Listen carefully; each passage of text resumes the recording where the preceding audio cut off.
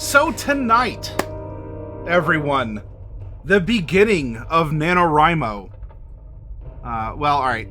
It is technically the 3rd of November, as of this recording. It's been the 3rd for an hour and 7 minutes. But in this workshop, we are going to plot out a novel. We're going to go through writing techniques. We're going to go through ways for you to... We're going to go through ways for you to be able to do things like bust through writer's block, or to bring to fruition the ideas that you've had swirling around in your noodle for a while. Because, dag nabbit, consarn it, you are creative, and you have a story. All of you do. We are creatures of stories. Storytelling is arguably our unique gift or evolution, a little bit of both, whatever your flavor. It is arguably our unique trait as a species.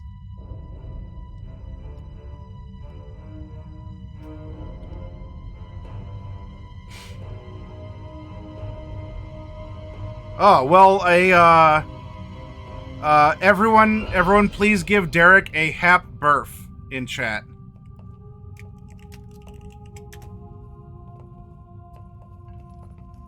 And if you want, whatever over the hill jokes that you want, Derek, then you might appreciate the meme that I posted in your Discord. Yep. So please give Macabre Derek a hat burf in chat.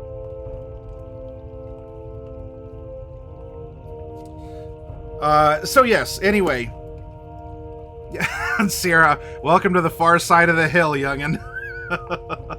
Congrats on the level up, says Black Kevin. But I want to help you all get that story that you have out of your brain. And let's discover ways you can go about doing that. And we're going to spend this month doing so. You probably saw over on our Discord, doop-a-doop-a-doop, on the channel schedule, we have 3 weeks where bit by bit, we are going to make a story come to life together. Tonight is exploring genres and the hero's journey, because we need to understand some fundamentals and ultimately determine what kind of a story are we going to write. Or I should say which, because there's more than 2.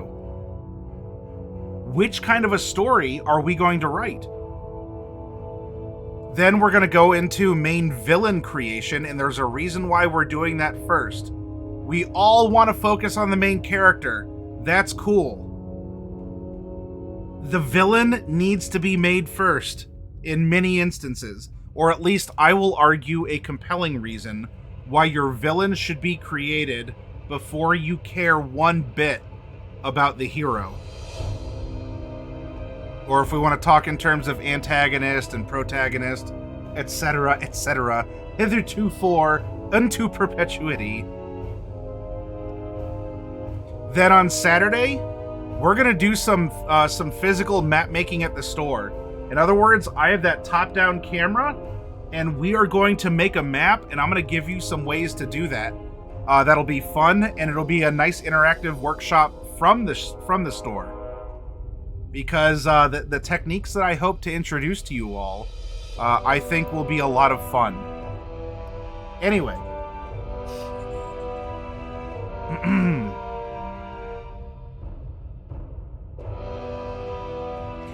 You can see the schedule. I do have to talk to Darkwolf to see if she wants to do anything for Thanksgiving. Though for the rest of you out there who do broadcast, Coffee Cat, Derek, Bane, Crispy Bangs, any of you out there, I may broadcast something. I don't know what it would be, or maybe if one of you want to do something, I'll show up on your show with the exception of Thursday. Thursday for sure, I am not available. I can be on Discord. I can post memes, but that's about it. For the other days of the week, I don't know if I'm doing something, or if any of you want to step up in this time slot or something. Maybe Darkwolf wants to continue to play Final Fantasy X2, etc. Anyway, keep an eye out for it. But where were we? Alright. Yeah, memes are always able to be posted. All hours. None of you are safe from the memes that I acquire. I am definitely a distribution center of memes. I have the reverse problem. I create the villains with only a general outlining for the hero. Well, I will either I will commit blasphemy to those of you who are writers, or I will hopefully unlock some interesting methodologies into how you can go about planning and building your story. Now, I say that we're going to make a fantasy story, and maybe, you know, we can use D&D as a common understanding. You know, we can lean into the books and some of the prompts there, because D&D is primarily the medium through which we communicate our ideas for storytelling. Does this have to be fantasy? Maybe. It could be other types of things as well. And when I talk about genres, this is gonna dovetail a bit into the conversation I actually had with Macabre Derek when we were exploring the genres of horror, terror. What is a thriller? What makes something thrilling? And of course, you have fiction, non-fiction, poetry, fantasy, sci-fi, comedy. You have kids, young adult. You have adult material as well. There are all kinds of ways to sort out your ideas, or ways to categorize them. And through... This is the reference that I currently have up, if any of you would like to go to it and read it on your own, or to go along with us here. What's the difference between science fiction and fantasy? Let's go with two big categories that I'm going to presume many of us have a familiarity with.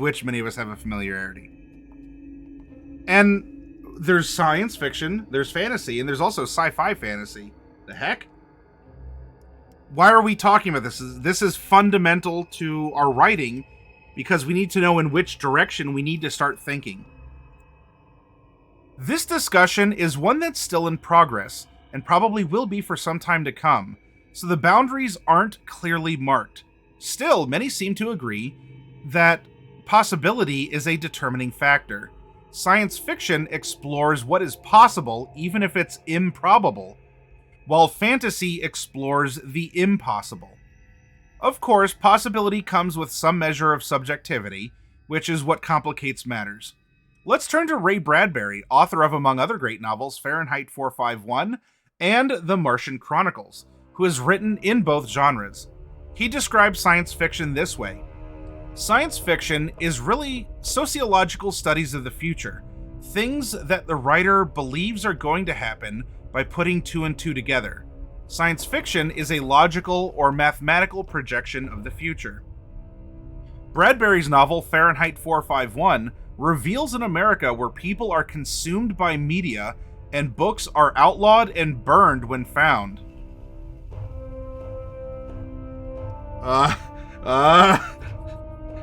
Guys, I don't like the fact that science fiction is what's the saying? 1984 isn't an instruction manual. Anyway, the laughter and the sarcasm aside, indeed, this is chillingly possible. Books can be burned. Bradbury also imagined technology to support this world, including the mechanical hound, an 8-legged invention that finds individuals based on smell, and the Spot Wavex Scrambler, which allows television viewers to participate in what is unfolding on screen. There's, metaverse? Anyway. There's possibility here too. In fact, today's flat-screen television seems to be a significant step forward toward Fahrenheit 451's TV parlor. Science fiction usually has a scientific premise at its core. For example, Jurassic Park, a novel by Michael Crichton, explores cloning. While science fiction draws on and extrapolates from what we know about reality and science, fantasy invents what does not and likely could not exist in our reality. J.R.R. Tolkien's The Lord of the Rings takes place in the invented Middle-earth, a place populated by hobbits, dwarves, elves, goblins, and more. It features rings that are powerful and one ring that could control the power of all the others. There are plenty of other fantasy realms. Anne Rice, for example, explores vampires in her series of novels, The Vampire Chronicles. Some novels draw from both and don't easily fall under one category. Some call this category science fantasy. Others debate which traditional category, science fiction or fantasy, the book should fall under and why. Categories do have their importance, but don't feel hemmed in by them when you're writing. Follow the characters and the action on the page and see where it takes you. So, good premise, right? It's something to consider. It is a start. Which kind of story would we like to write? Where do we go from there?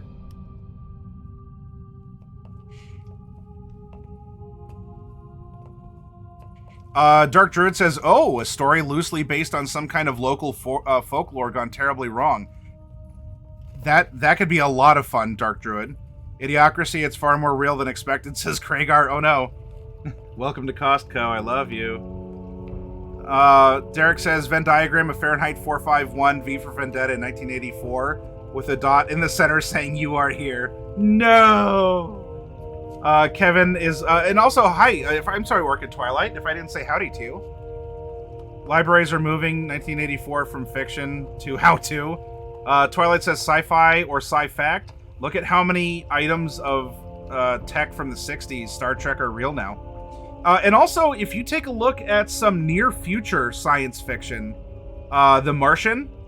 The Martian is a very technical book that describes a lot of things that very realistically could happen if we were there, based on things that we know that go on. It's just taken from here and applied there. The Martian, if any of you have read it or listened to an audiobook of it, it's very fascinating because you don't have to be a scientist to follow it or understand it. Of course, it was made into a movie as well that you can watch. But, you know, is that science fiction? Yeah. Though a lot of it is science fact as well. In how things play out. That'd be a lot of fun in a sci-fi or fantasy world setting. There was something, I think that I posted it up. You know, don't let your memes be dreams, everyone here. Here we go. What the article says, swarms of bees can generate more volts per meter than thunderstorms. What the DM homebrews, swarming bees stir up their own electric field. And now all of a sudden in D&D, based on, you know, a scientific observance or comparison, in this fantasy setting, you have bees that are shooting electricity from their stingers.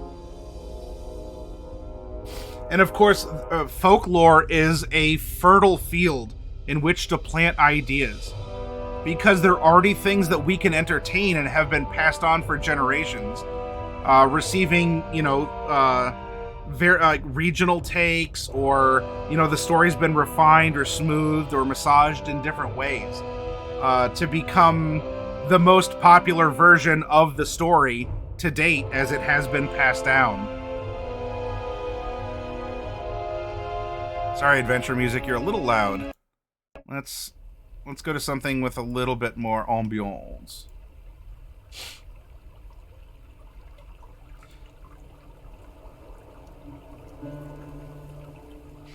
All right. So we need to take a look at some genres. Okay, I'll take a look in just a moment. Derek. And in fact, before we get just not yet to the hero's journey, I do want to bring up, like, how would in a D&D setting could you tell different tales? Not just, oh, well, I'm going to put an antimatter gun into D&D and now it's science fiction. Maybe not that easy. Because we're talking about the overarching presentation. You know, are you telling tales of tragedy? Tales of woe? Are you telling... do you want to have things be in a setting... Ah, yes, here we go. You best start believing in cyberpunk dystopias. You're in one. I even got, like, the... Ooh. I'm in. I'm the hacker man.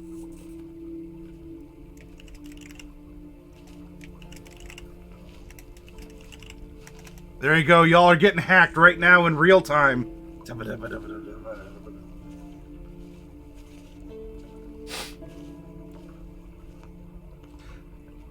So we have science fiction, we have fantasy, we can invoke authors in both realms. You have Star Trek, which is very much, and as Orchid said, a lot of what happened in past Star Treks has come about through technology or even societal norms.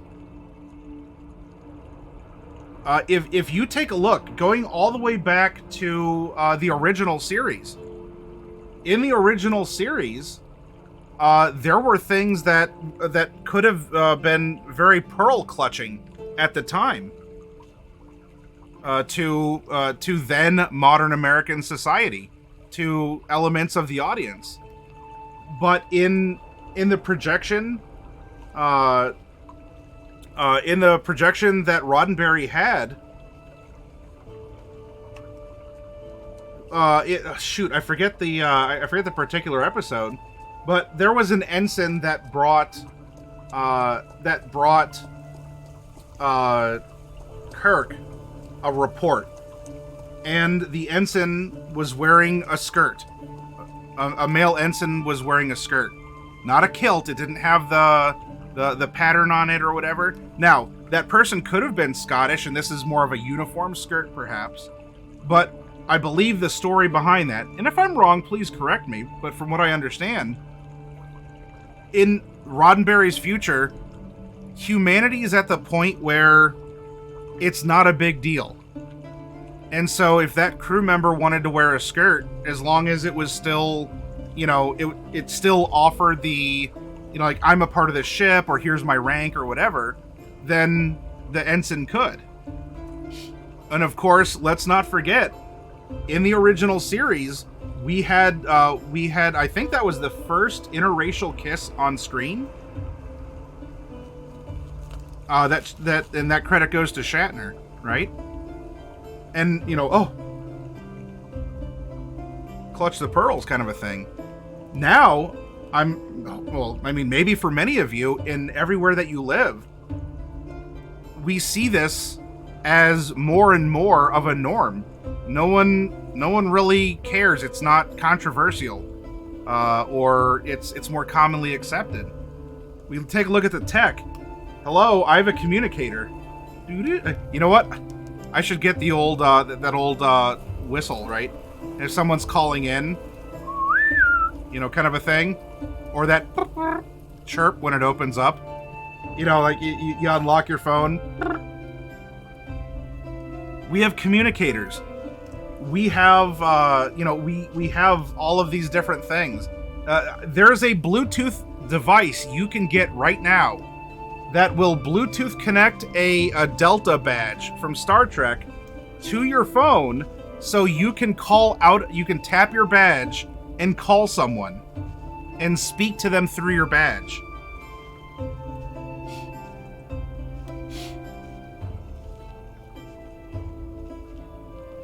Oh, yeah.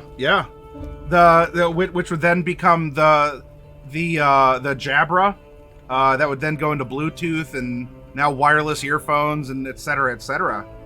Yeah. And in fantasy, even. I mean, there's elements of fantasy that, I mean, there's a quote about technology and magic effectively being the same thing. But what are things that were considered impossible in the world, that were relegated to the realm of fantasy, that are now, that are at least now probable, having gone from impossible to improbable, but improbable still means that it is possible. You know, as there's all kinds of things that that happen, you know, as society and technology continues. I have an idea for a cyberpunk story, except it's not exactly a dystopia, more like a Depression-era setting, but people are working together. Cyberpunk is a people using tech to create independent communities in spite of the failed collapsed government and economy. So it's more hopeful after FOV. Yeah, talking computers, large view screen TVs, replicator, handheld sensor devices. Yeah. Now, a replicator... So the replicator is really the big thing that turns the Star Trek into a post-scarcity economy, which is itself a realm of, you know, it's a place where a lot of people dream of being, is in a post-scarcity economy. And maybe at some point, through monetary policy or societal values or whatever, I mean, we might get closer and closer to that. But anyway, so the point is to take the thing, what's the story that you want to tell? What's a generic setting? What's the feeling you want to convey? After FOV wants to have things in a technology rich, but doing, you know, people working together for maybe like communal farming and independent communities and such. And so it's kind of a juxtaposition of things. Kind of like Horizon Zero Dawn, you know, futuristic, but all the animals are actually robots.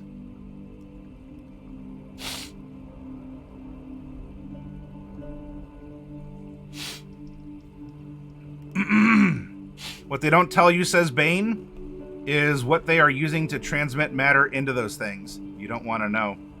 Yeah, oh, so replicators as in something like 3D printers. Yeah, so in that regard, we're getting closer to that.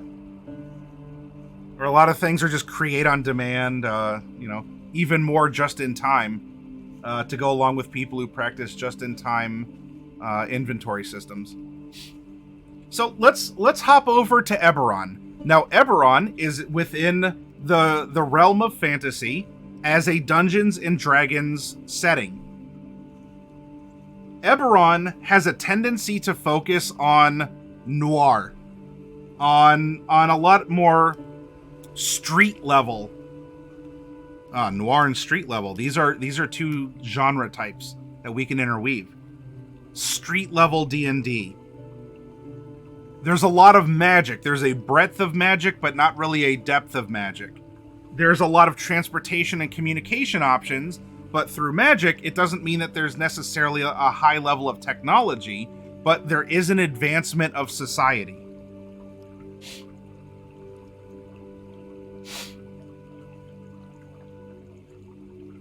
Eberron draws inspiration from noir and hard-boiled fiction.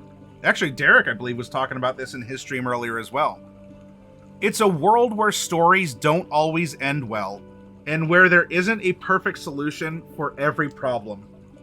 In developing characters or stories in Eberron, consider the following concepts. Everyone has regrets. Player characters are remarkable people, but they aren't perfect. As you consider a flaw for your character, you can add a little hard-boiled flavor by considering the past. Did you make a tragic mistake, and if so, is it something you can ever undo? Did you hurt or betray someone who now seeks revenge? The regrets table provides a few examples of missteps that might haunt you. So you can give your character regret. Do you all out there have regrets? Have you done or said something, just even personally, to or for yourself, let alone that has been inflicted upon someone else? Probably so. We all have.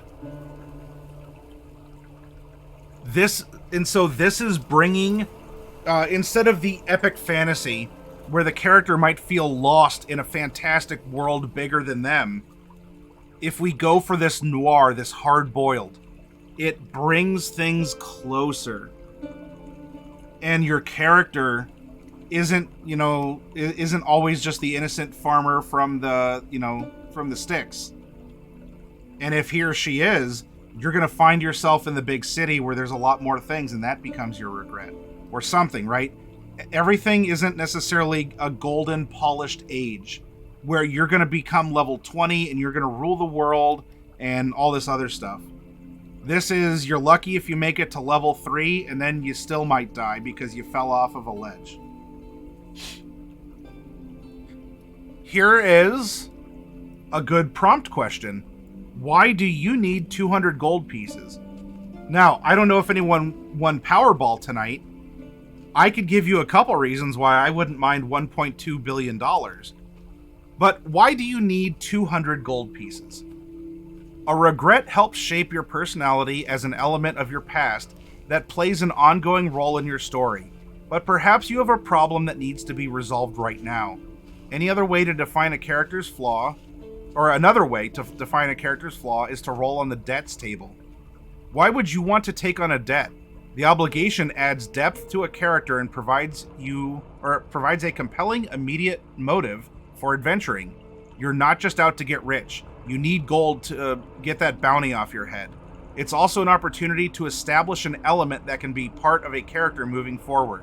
If you're trying to reclaim a magic item from a pawn shop, you declare that your character once owned that magic item, an heirloom, something you created, or a gift from a mentor. You've just temporarily lost it. If you're trying to raise money to join a secret society, it suggests that membership in the organization may be a part of the story later on. Establishing a debt requires collaboration and approval by both player and DM. And then here's a list of possible debts that you can incorporate.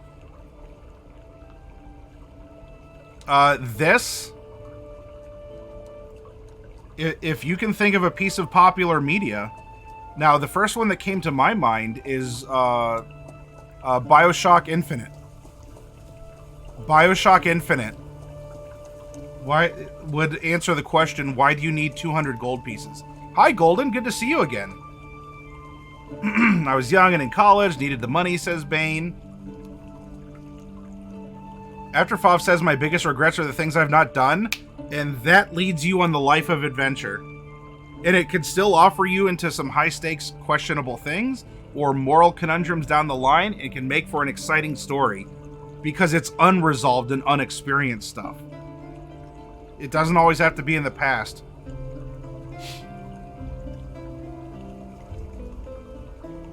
Personal motives. Not every conflict involves a fight between light and darkness. The vast majority of people are driven by simple motives: greed, fear, pride, or ambition. One person just wants to get some gold in their pocket, another wants to impress a paramour. A leader guiding their nation into war is motivated by both fear of their neighbors and the sincere belief that Corvair would be better off under their rule. Primordial forces strive to change or destroy Eberron. But more often, characters encounter misguided patriots, religious extremists, dragon-marked houses looking to wring a few more pieces of gold out of Corvair, spies who will do anything to protect their nations, and petty criminals trying to build empires. Eberron holds a place for selfless heroes and truly vile villains, as well as everyone in between. Shades of Grey. In Eberron, it's not always easy to separate the heroes from the villains. If you get the book, you can go to your friendly local game store and pick it up. Everyone has something to lose. There's a lot of story setting description, thematic storytelling, or a way to make sure that you can keep the expectations closer to what you want the story to be. Do you want noir? Do you want hard-boiled? Keep it close to the characters. It's not that they can't find themselves lost in an abandoned temple and go on a dungeon crawl, or even ultimately face a very powerful evil wizard or something as the BBEG. though a lot of the story is going to be that connectivity to each other as characters or to you as the reader, because you either have experienced the hardships, the debt, the moral decisions, the questionable behavior of the protagonists, or if you haven't, you want to find out how are they going to manage this? How are they going to get through this? And if not just a basic alive or dead, one of the big draws, at least to me, to Star Trek Next Generation, especially in Next Gen, were the moral decisions that the crew encounters as they travel to different places with different cultures and realize that despite maybe horrible things happening, they can't interfere because of the Prime Directive. And what happens if people interfere? Or you take Wesley Crusher with the incident that happened in Starfleet, and you're like, oh, this is the far-flung future, etc., etc. This is a simple tale about the consequences of lying. It is an immutable part of humanity. It is thematic storytelling. Themes are universal. And so many times you watch in suspense because how are they going to navigate this? How are they going to get through this, if not physically unscathed, morally unscathed? Because a big part of this is a check on their power. And even go back to fantasy. By the time your character hits 5th level, do you realize a 5th level wizard who can cast Fireball probably has more power in his or her hands than maybe 80% of a standard D&D world? You are powerful at 5th level. You have the might. You have the strength. So the question is, how do you use it? How do you employ it? It's a bit of the Superman conundrum. Superman, I mean, when it comes to powers, Superman's boring because he can do everything. Okay? You name it, whatever. No bullets, he can fly, go around the sun, turn back time, frost breath, X-ray vision, blah, blah, blah. Got it. An untouchable Mary Sue. And so where the compelling aspect of Superman, by the way, I'm sorry if that's a hot take for some of you, but I believe the compelling part of Superman is that he has this immense power over everyone else on the planet. Well, normal people. But he chooses not to use it. Or how does he choose to employ it? It is simply his morals and values that are consistently tested, because he can always tap into his power. But will it cause more harm than good? Will that immense power affect other people's lives in ways that he didn't intend?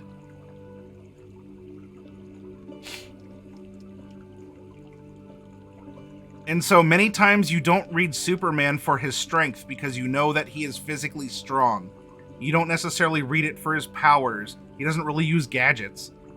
He doesn't need to. But what does he do in this situation?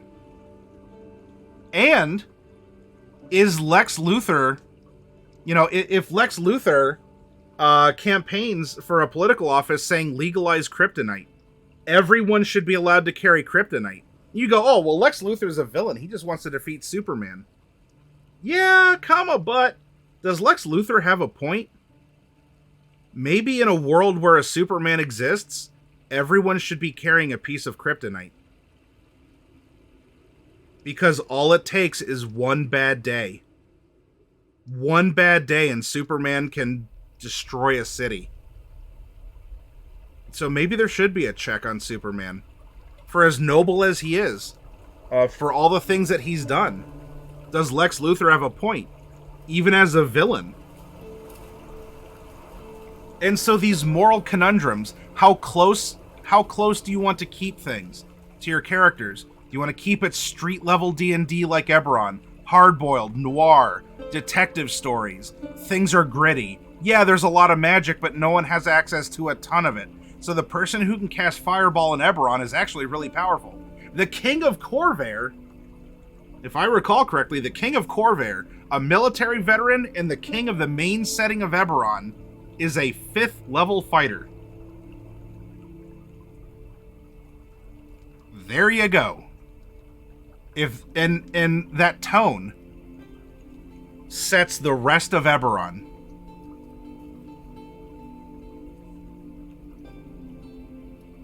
I'm sorry, Coffee. No, this is the official one, Coffee. This is Rising from the Last War. Tio says, speaking of Superman, did you see Henry Cavill got tripped up in an interview when he asked a 40K question? He was taken back and impressed. I didn't know that he played 40. I'm not surprised. I just didn't know he played 40K. Because Henry does seem to be quite the dork, which is nice. And some people, I think, postulate that's why he... I mean, there could be a lot of different reasons. Could be part of the reason why he left Witcher, because Witcher was like, you know, not exactly to the books, and he'd bring his books and be like, hey, this is what happens here. Like, why are we doing this differently? Anyway. Most effective characters I've played in an RPG were characters that had very little powers, a simple champion warrior with no magic powers, and a talking cat with very little magical powers. That's one reason Batman keeps a piece of kryptonite for that bad day, or if Superman goes dark. Exactly, Thantos. He is a big 40K fan. Yeah, he does like a lot of geek culture. He left Witcher to do Superman too. It all depends on whatever rumor mill you want to listen to. That is absolutely correct, Coffee. He paints his own 40K minis, videos on YouTube, I believe, plays WoW, and loves The Witcher. So, you can go here. Go to the Dungeon Master's Guide. Bread and Butter Core 3 rulebooks. Go to your local game store. Pick one up if you haven't already. There are sections in here, and we even touched on this with Macabre Derek in discussing horror and such. When it's talking about building a world, running a game, do you want to run a hack and slash style adventure? Now, of course, we know we're doing fiction. We're sticking to fantasy where the impossible can be probable. Though now we can refine it down further. And here's tips. Do you want to do hack and slash? Do you want something more immersive storytelling? Waterdeep is threatened by political turmoil. The adventurers must convince the masked lords, the city's secret rulers, to resolve their differences, but can only do so after the characters and the lords have come to terms with their differing outlooks and agendas. This style of gaming is deep, complex, and challenging. The focus isn't on combat, but on negotiations, political maneuverings, and character interaction. You want to do something in between. And do you want to run...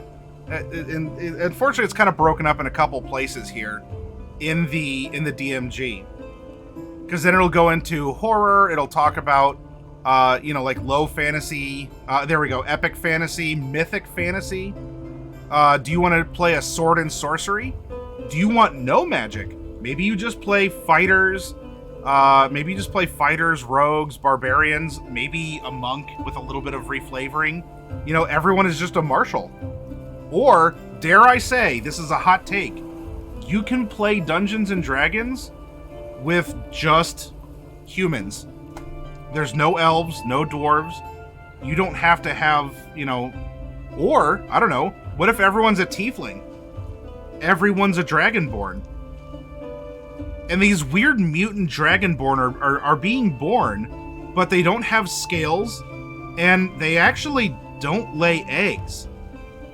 Some upstart, like, naked ape is vying, has been discovered, forms simple tribes, is, considered by the educated dragonborn to be, primitive peoples.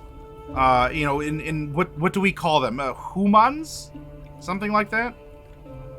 But there are ways just by changing a couple things. That's the fulcrum for your entire story.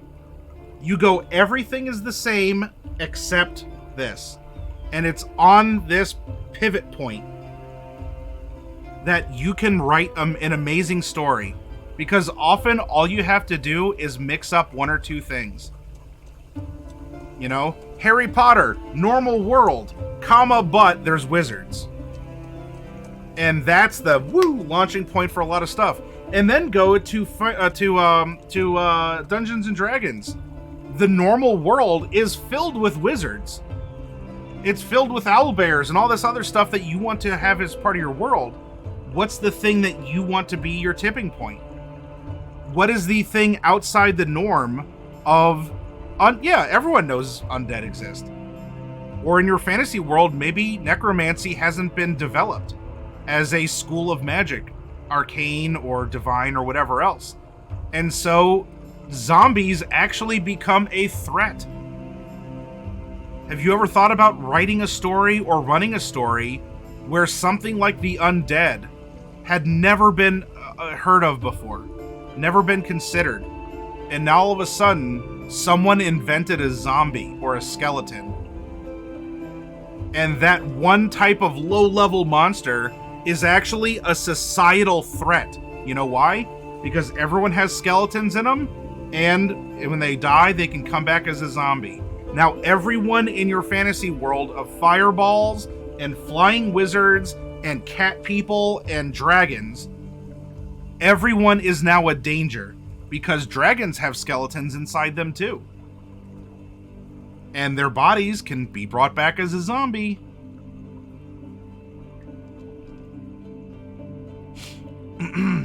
Everyone is a hero or villain, and the players are the only ones with day jobs.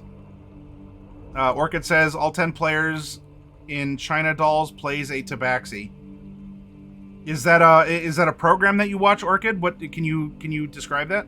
All right, you have to crash. Have a great night, Bane. Thank you for lurking as always, my friend. However, in such a world, the man who invents and sells the wood chipper is going to make a fortune. And yeah, that's the pivot, right? So an exception happens, and then the world reacts and normalizes around it. Just like for all of you DMs, you're concerned, like, I don't know if I should allow Aarakocra or flying races. Yeah, it's true. If in the world flying races aren't known to exist, an Aarakocra or like an invasion of Aarakocra soldiers would be very threatening at first. But then the world will adapt.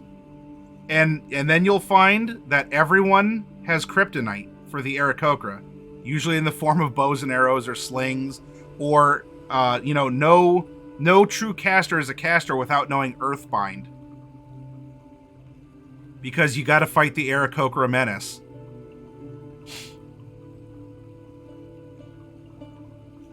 Because at that point, the world has already accepted that Aarakocra exists. It's normal. But if it's normal, that means that there's ways to, go about making sure that Superman doesn't have a bad day, we'll put it. Hi, Big Tiger Man. Or is it Big Ty German? Hey, question for you. What are the telltale signs of a campaign that's on the verge of fizzling out?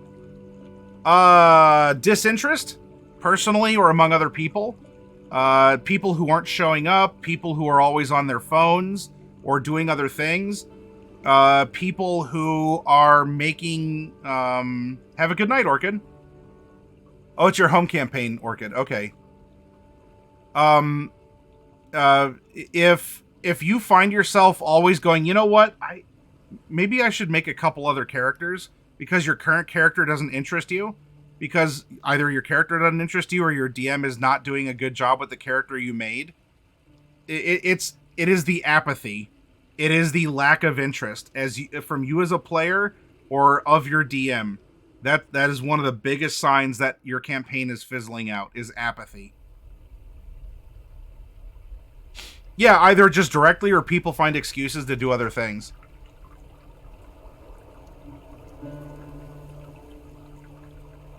But read in the DMG. Read what's the difference between epic fantasy and mythic fantasy. What about dark fantasy? Do you want to run something like Berserk? Have you read that manga or seen the original TV series?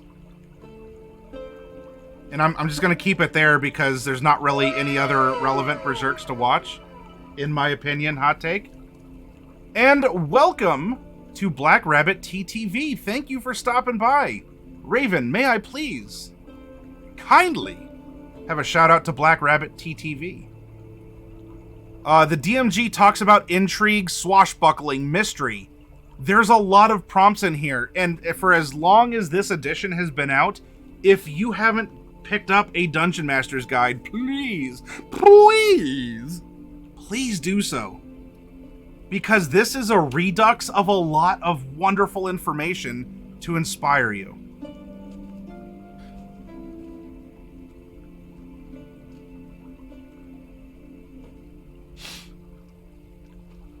Thank you, Raven.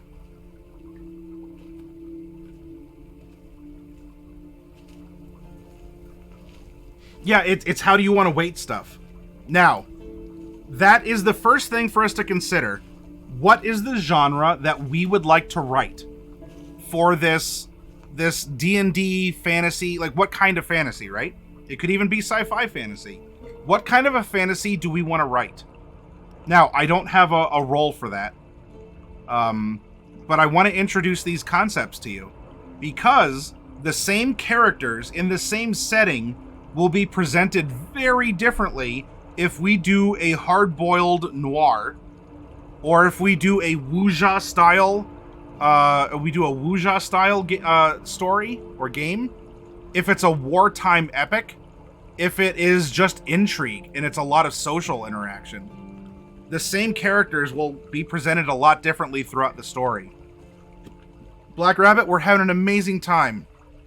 Well, I'm biased and I think so, but it's a lot of fun to talk about this. To warm up to NaNoWriMo, we're going over genres, and I'm just getting ready to discuss the hero's journey. Now, this may be something with which you have a lot of familiarity. This is also called the monomyth. And it's called the monomyth because this is the journey that you see so often through so many cultures, throughout time, throughout all of our epics as in the humanities that we have composed. And it is something you should at least be vaguely familiar with. And there's no shame in using the hero's journey as a basis for your story. So, what do we have? Joseph Campbell, an American mythologist, and here I will I'll share the link with you all. Sierra, in my personal and even professional opinion, as someone who's steeped in pop culture, there's a lot more original novels. Now, I don't know how erotic they would have to be. There's definitely a lot more original ideas that need to be put out there. I am so sick and tired of the repeated, regurgitated garbage that has been coming out. A prequel of a sequel to a prequel, a reboot of this, the same old. Now, there are various complexities and simplicities as to why we're seeing that. So this is not just old man yells at cloud. A Simpsons reference, a Simpsons meme.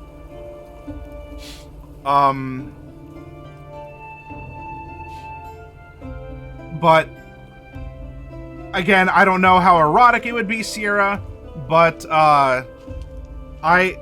if I can toot my own horn, I think that I could write some compelling subject matter that might appease your desire. I'll keep it at that to keep it PG-13.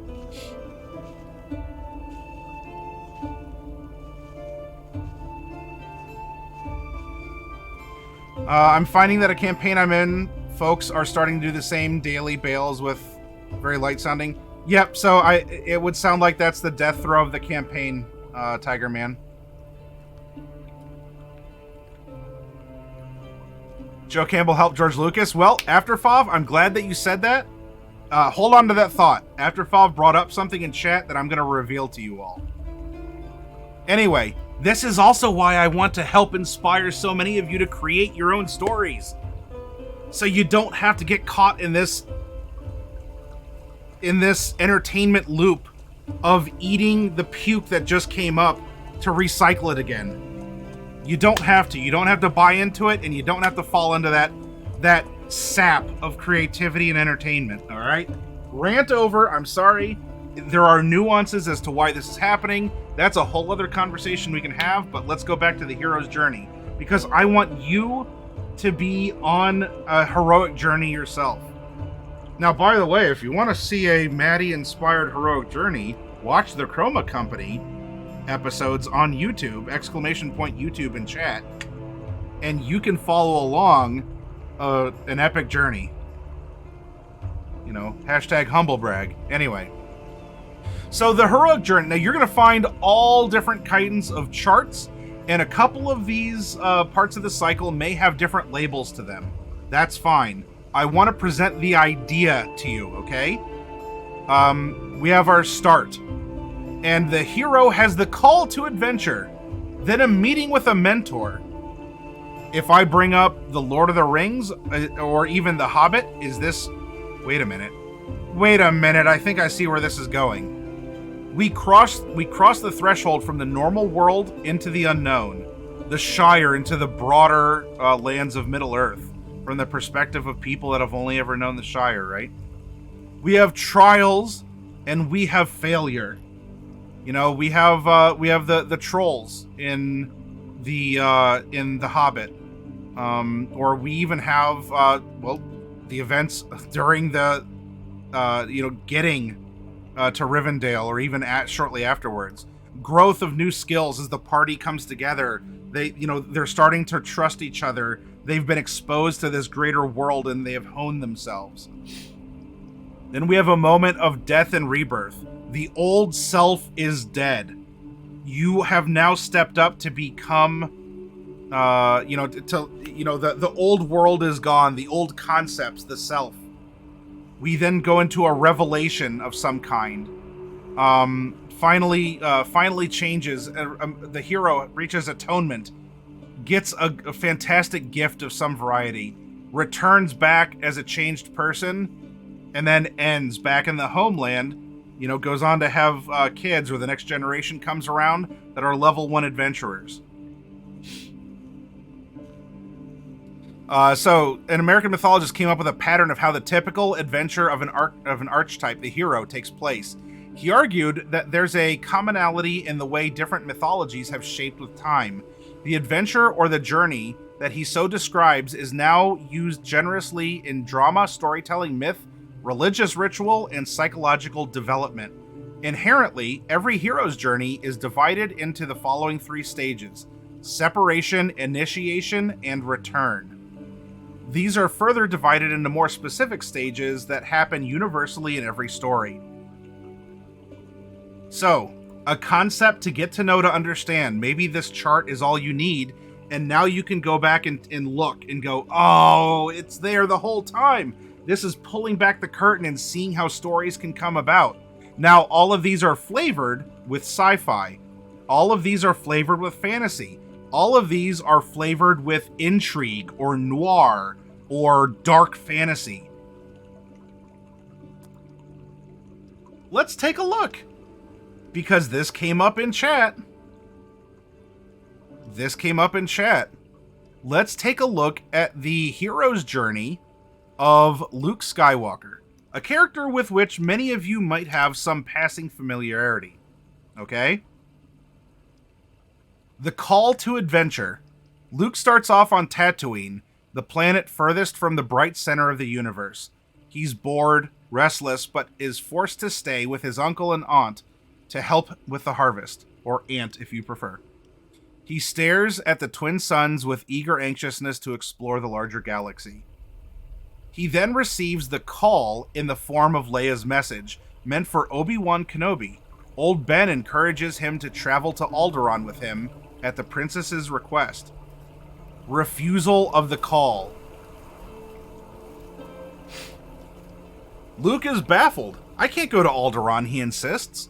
Luke, while longing to explore the galaxy, still clings to the life he has, perhaps out of fear or obligation.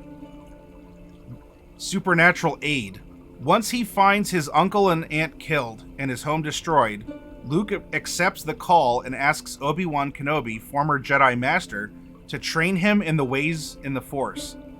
Kenobi, acting as Luke's supernatural aide, has given Luke his father's lightsaber, a weapon of power to help Luke on his journey. Crossing the first threshold. With the help of Han Solo and his co-pilot Chewbacca, Luke leaves his home of Tatooine, venturing into a vast galaxy and what would become a life of adventure and heroism. In the belly of the whale. By the way, I mentioned you might find some terminology differences. We're seeing that here, but you're getting the full cycle. Luke finds himself in the middle of the Death Star, the great fortress of the evil Empire. He commits himself to the rebellion with the rescue of Princess Leia and fully embraces the life of the hero by destroying the Death Star. He's well on his way. Road of Trials. This encompasses quite a bit of material, including everything between A New Hope and Empire Strikes Back, and into his training with Yoda. Luke is forged in the fires of the Galactic Civil War and experiences a number of adventures that slowly shape him into the foundation for what he will one day become. Meeting with the Goddess. Luke doesn't necessarily have a Lady Galadriel, female goddess archetype that he interacts with. This role is best fulfilled by Yoda, a mysterious Jedi Master residing on a planet immensely strong with the Force. He trains Luke physically, but more importantly, spiritually, so that he may gain the power to defeat Vader. Temptation.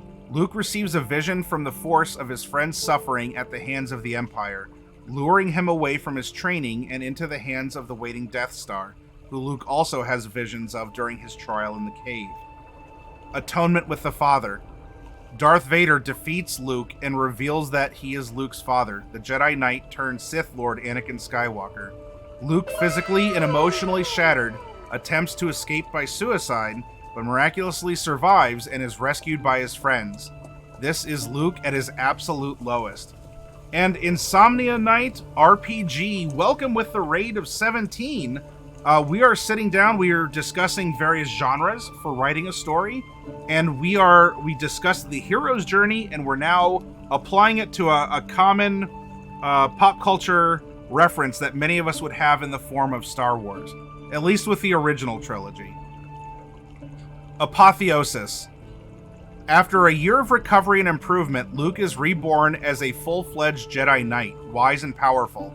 He wields a weapon of power, i.e. a new lightsaber, and helps to vanquish Jabba the Hutt and confronts Vader once more. Ultimate boon. Through Luke, Anakin Skywalker is reborn and the Sith are destroyed. The Empire is resoundingly defeated and the Rebel Alliance essentially restores freedom to the galaxy. Luke has fully embraced the title of a Jedi Master and has the knowledge and ability to rebuild the Jedi Order. The refusal of return. Luke detaches himself from the larger galaxy, focusing on uncovering the secrets of the Jedi and rebuilding the Order. By his own folly, the Jedi are destroyed and Luke is consumed by his failure. The magic flight. Luke goes into hiding, having now become the last Jedi. He hoards his knowledge of the Force and the Jedi, the ultimate boon, from the rest of the galaxy. He lives in the ancient Jedi temple on Ahch-To, his whereabouts unknown to the rest of the galaxy. Now, of course, this is extending things into the sequel. If you don't want to accept that, I'm not going to force you to accept the sequel trilogy. But that's where, you know, the stories and the canon have projected him. Although this is adding a lot of extra steps here. The rescue from Without and a lot of other things here. Anyway, I think that you have enough evidence here, at least through the original trilogy, that Star Wars does follow the classic hero's journey. And you saw some of those references here: Call to Adventure, Supernatural Aid, Threshold, sometimes with Guardians, Threshold beginning a transformation. There's a helper and a mentor, Challenges and Temptations, Revelation, Transformation, Atonement, Return with a Gift of the Goddess, and then the cycle can repeat itself. This can very much be your story. Simply replace call to adventure with hero does this. And then your next point in your storyline, hero meets this person. Hero and person leave here for there. That's crossing the threshold. Your story can very much already be written out for you, as we see with the hero's journey. Now you're flavoring the journey with how close and personal do you want. If you want to tell a darker personal story, a noir story, or concepts of society or technology, if you want this to be a science fiction hero's journey, or if you want there to be an element of the impossible and take it into fantasy. Because we have calls to adventure in our own real lives. I don't know, are there experiences you all have had in your life where you have felt this happened? For some people, this is going to college. Or going to university, depending on, uni. If you want to call it as such. You start out as a know-it-all high schooler, congratulations, you graduated, maybe you're an edgy teen, I don't know. You cheered or you're on sports or whatever, and then you find out that after leaving high school, maybe you're the small fish or you were the big fish in the small pond, and you go and there's a lot of other people, and then you realize concepts that you didn't before, or you meet people you never would have realized. This is very much a real life process too, which gets back to thematic storytelling, universal concepts. These are stories that can be accepted by vast swaths of humanity, regardless of where the humanity is located. In Africa, in Asia, in the Middle East, in Eastern Europe, in Northern Europe, in the Southwest United States, the Eastern Seaboard, because the humans that are there feel shame or embarrassment, a sense of adventure, feelings of dread, or also want the simple victories in life that we can achieve. The priorities are different in these different places, but that's what makes these thematic stories.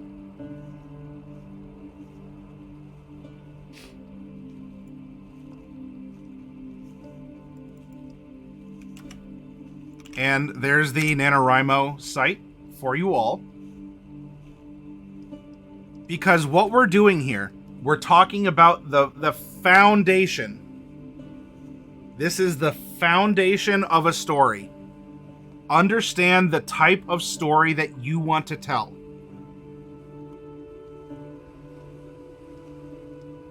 Because, again, I don't know if Derek's hanging out. Derek was drawing different characters. Derek, of course, does a lot with Vampire the Masquerade. You can take a vampire in a fantasy direction. You can have a sci-fi vampire. I mean, look, if we had a Jason in Space movie, we can have vampires in a sci-fi setting. Like, Derek, I don't know if you ever thought about it, if you're hanging out, or Coffee Cat, I know that you run Vampire. Dark Druid, if you're listening to us in the background, you run Vampire as well. Do you all remember that the old Marvel 2099, which was like kind of a near future / sci-fi take on things? Have any of you thought about running a Vampire the Masquerade like 3030? Or even to cross, not to cross over directly. I mean, you could have vampires piloting BattleTech. But, like Vampire the Masquerade 3025.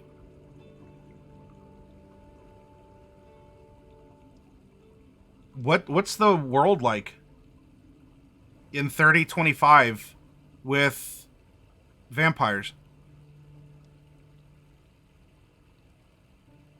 And take it into, you take an old world, arguably fantasy thing, and you can make it into sci-fi. There's actually a system, it's called Cthulhu Tech, I believe. Cthulhu Tech is... Cthulhu, I mean, it sounds weird to say Cthulhu in space. And you might go, well, hold on. So Cthulhu is all about solving mysteries. And in the future, you have You know, you have all these like molecule readers and all this other stuff. There are always mysteries. And because Cthulhu always exists in the realm of mystery, then there's still always going to be mysteries in space, horror and investigations, new things, scary things, enlightening things.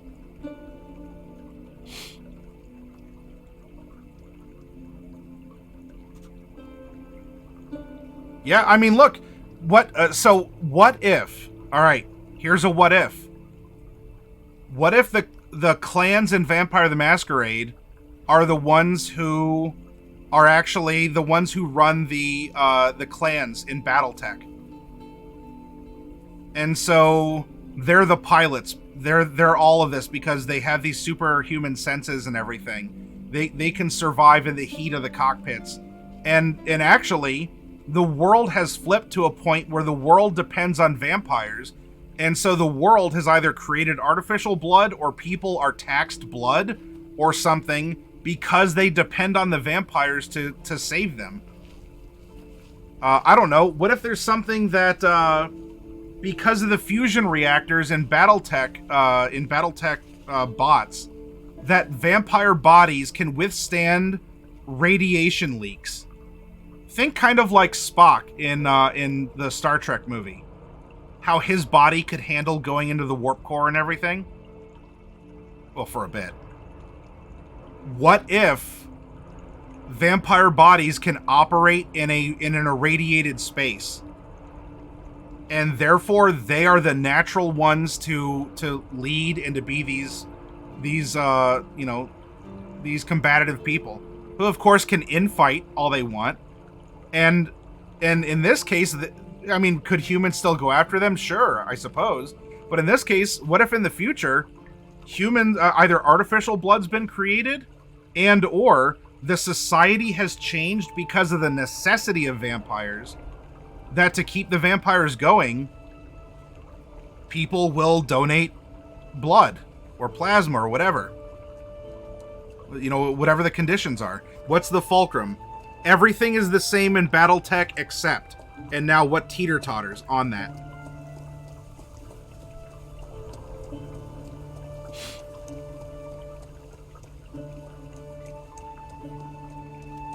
That's where your stories can be born. And you might change some of the locations or whatnot, but there's a lot of similar concepts. And if you don't want to use Vampire the Masquerade or BattleTech, call it something else. And put it out there and have fun writing with it. You're going to do a shadow run with... I'm sorry, Derek, I just saw it. You're going to do a shadow run with that. Yes, please. And I would love to be on a fly in the wall through Twitch to listen in on how that goes. But you have a story inside you. And if you understand the genre, are you going to keep it close and personal? Because let's look at vampires in space with BattleTech. Running that, but have it a noir story, is going to be much more about the vampiric mech warrior, the pilot inside the battle mech. Because it's close, and it's the interaction more of the vampires themselves, or with their subordinates, the humans or whatever. Yeah, you can write, action, like pew-pew shooty robot moments, but you're going to keep that hard-boiled noir closer. Because it's much more about what the vampire pilots of these mechs are thinking and feeling, what they're doing. You want to focus on the emotions, where a vampire is protecting her herd, which is, an entire nation on a planet, and has an awesome mech. And this vampire failed to protect her city or whatever, and now is crushed. Not just because there's now a distinct lack of blood from the smoking crater that was half the city, but maybe she actually feels something for the people that were lost, who could include vampiric comrades or the cattle. Kine is cattle. Kine translates to cattle. Or the cattle that she lost. And it's personal. and you get into the character's head. Now, that same character, that same scenario of a blasted city in Vampire the Battletech is now more of a sci-fi wartime epic. That same emotion is written in your novel as a line or two. Because now you're focusing on the pew-pew shooty robots. You're focusing on the strategy. You're focusing on the pilot's mind of, should I duck into the ruins of what was once the children's hospital? Because I need to take cover. And you say children's hospital because that adds an emotional sting that is contemplated in the back of your mind. But you're really there for the wartime epic. You know, you could put those little stingers in there, like as she took her awesome into the ruins of the children's hospital. You know, she saw the scared look on the survivors' faces, or she saw, you know, the bodies of the people who were getting care in there, and it resolved her to fight harder. And then the rest of the chapter is all about the fight and the determination and the tactics and the strategy. Or you make it about political intrigue, and now that whole everything is a byline in the conversation that the vampires are having in their, okay, so what we do is if we invade the city, it's important to demoralize the population. And so let's begin by destroying the children's hospital. And then we're going to make a flanking maneuver around the north side. You see how we have different levels? We had the street level, close and emotive. The pilot is the focus. Then we had that next level of the pilot is an agent in something. It's kind of interactive. It's more removed from the pilot. It's not inside the pilot. It's more third person to the pilot. Then you can write the same exact scenario from a more detached, this is the overall plan because it's political intrigue. You don't care about how many missiles are fired. You don't care about describing the bodies in the hospital. You know, this is the political intrigue of cloaked characters talking about, what has happened or what will happen with a level of emotional attachment or detachment that will still convey emotion, but a different type of emotion as you complete your story. We had the same exact premise told in 3 different genres, and you can still have your antagonist, or your antagonist, well, vampires are kind of the bad guys in their own story.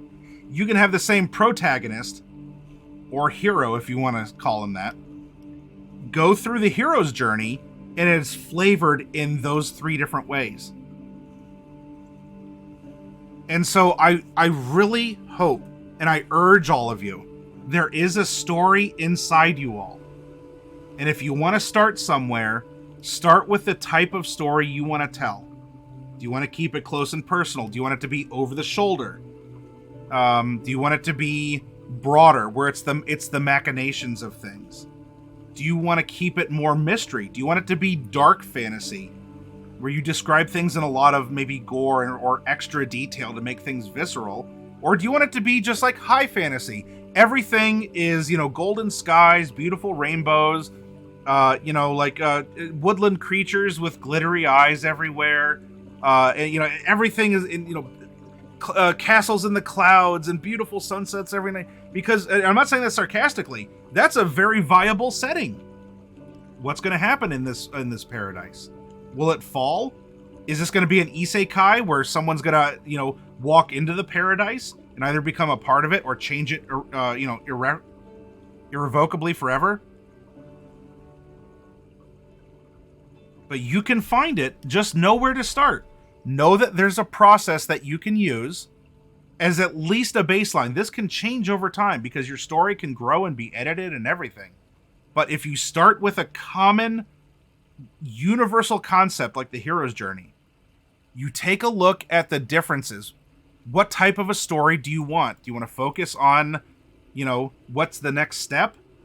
On technology, on moral conundrums? That might be more the realm of sci-fi. You want to focus on the impossible and the mystical? That might be more fantasy. And then you choose a second flavor. What kind of sci-fi? What kind of fantasy? What kind of noir detective investigative stuff?